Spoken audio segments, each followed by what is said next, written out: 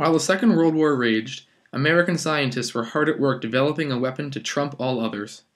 The idea of splitting an atom wasn't even 15 years old when the US began testing the first nuclear weapon, nicknamed the Gadget.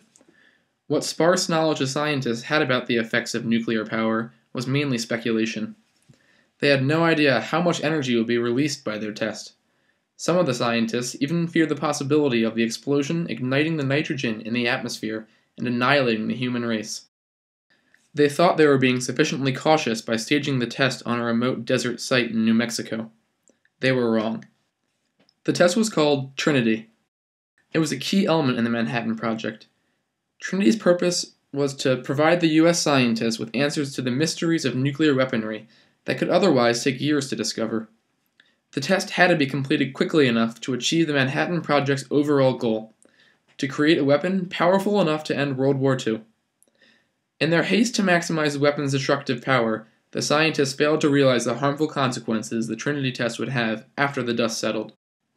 The scientists thought they had accounted for everything when they chose a site for the Trinity test. The desert in New Mexico had flat terrain to reduce harm caused by the explosion, was a far distance from human-populated areas, had clear weather for accurate data collection, and had proximity to railways for transportation of materials and personnel. To ensure that the site was adequate for the dropping of a nuclear bomb, the team detonated 100 tons of TNT. They assumed the TNT would have a similar blast to the nuke.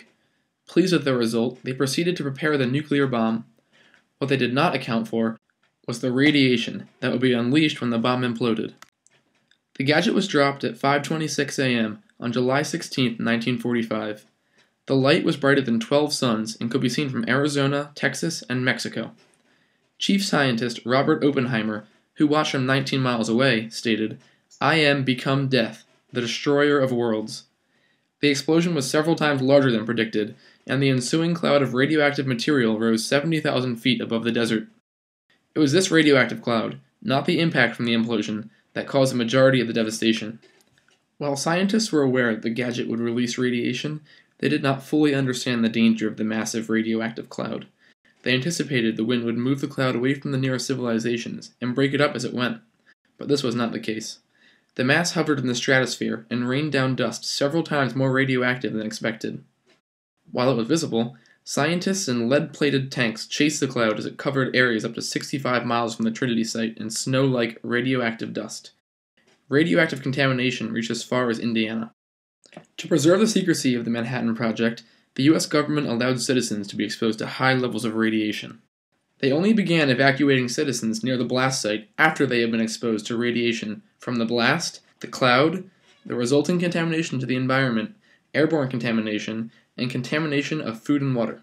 The actual implosion killed organisms within 20 miles, but ecosystems within 100 miles of the Trinity site were decimated by radiation. Livestock and wildlife within 100 miles suffered burns and hair loss, rivers were polluted, and plants withered. The long-term effects were equally horrible. Those exposed to the radiation experienced radiation poisoning, decreased fertility, and increased rates of cancer. The Trinity testing site and miles of surrounding land remains lifeless and contaminated with radioactive waste. The testing also gave birth to the nuclear age, continued nuclear testing, and the dropping of 2 atomic bombs on Hiroshima and Nagasaki, Japan. The age of nuclear weaponry that began with the Trinity Nuclear Test has made Earth reliant on nuclear energy. It powers our cities and defends our countries, but it poisons our planet in the process.